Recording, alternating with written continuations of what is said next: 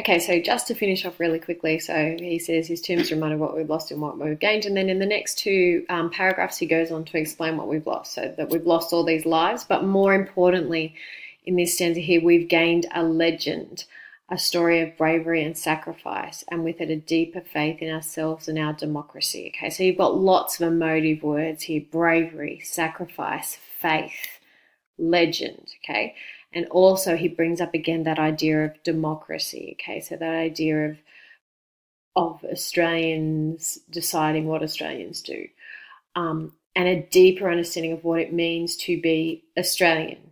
Okay, so as opposed to the Australians in World War One who were closely associated themselves as actually being British rather than Australian.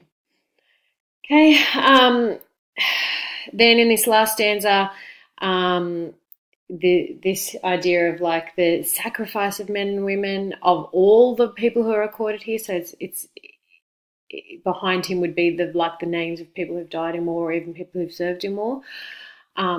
And it's that idea that it's these type of people that make Australia what it is and make Australia great, I suppose. So in terms of what this does here, it unifies the audience and makes us identify as all of us as Australians being these type of things. Okay, so in terms of the voices that you talk about, you talk about like the voice of a patriot. Okay, so someone who is extremely passionate about their country. You talk about the voice of an egalitarian. So again, being equal. And I think those two voices together, so that patriot and egalitarian, actually lead to the third voice, which is the voice of a Republican. So Paul Keating is a big supporter of a republic, which means Australia becoming a republic and not being part of the monarchy, not being part of the British Empire. And so in this speech, you see Keating sort of posing this argument that Australia has its own identity and that it's been forged in this war.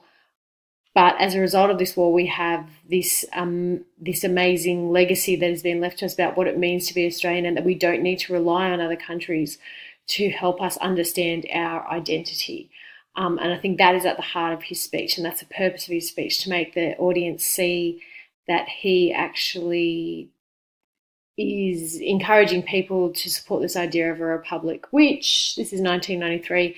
About 6 years later, the first Republican referendum happened. So I suppose you could see this as sort of one of the moments of sort of sparking that debate in the Republic. Okay, so that's Keating's speech. So yes, hopefully that has made it a bit easier for you and a bit easier to understand, and that you will soon be able to look at the other videos as well. Thanks, Year 12.